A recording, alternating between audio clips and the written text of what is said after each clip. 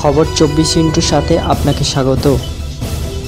নতুন নতুন খবর জানার জন্য আমাদের চ্যানেলে চোখ রাখুন। উল্টো রথের অনুষ্ঠানে যোগদান করেও তৃণমূলকে আক্রমণ করতে ছাড়লেন না রাজ্য বিজেপি সভাপতি সুকান্ত মজুমদার।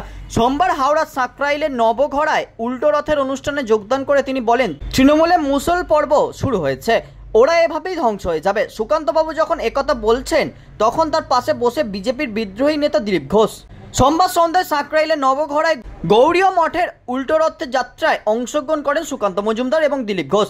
সেখানে সাংবাদিকদের প্রশ্নের উত্তরে সুকান্তবাবু বলেন, যদু বংশ ধ্বংসের সময় মুসল পর্ব শুরু হয়েছিল, তৃণমূলও তাই শুরু হয়েছে, এভাবেই দলটা শেষ হয়ে যাবে। রাজ্যে সবজির দাম বৃদ্ধির জন্য এদিন তৃণমূল সরকারকে কাঠগড়ায় তোলেন তিনি। বলেন, দেশের বিভিন্ন রাজ্যে পেট্রোপণ্যের দাম কমিয়েছে, আর এই রাজ্যে 1 টাকা অতিরিক্ত কর বসানো হয়েছে। গ্রাম থেকে এই গাড়িতেই সবজি আনাজ শহরে আসে, তাই জ্বালানির দাম না কমলে সবজির দাম কমবে না, টাস্ক ফোর্স দিয়েও কমবে না।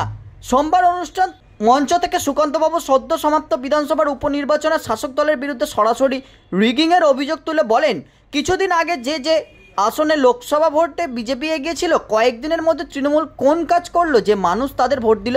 এটা আসলে রিগিং, ছাপ্পা ভোটের পরিণাম। আগে হুগলির আরামবাগে আসনে সিপিএমের নেতা অনিল বসু 3-4 লক্ষেরও বেশি ভোটে জিতে মমতা বন্দ্যোপাধ্যায়কে পশ্চাৎদেশ দেখানোর কটূক্তি করত, আর এখন অনিল বসু সহ সিপিএমকেই খুঁজে পাওয়া যায় না। তৃণমূলেরও তার চেয়েও আরও খারাপ পরিস্থিতি হবে, না হলে একটি বুথে বিজেপি 2-3টি ভোট পায়। এটা আগে সিপিএম করতো, এখন তৃণমূল করছে। ব্যুরো রিপোর্ট, খবর 24/7।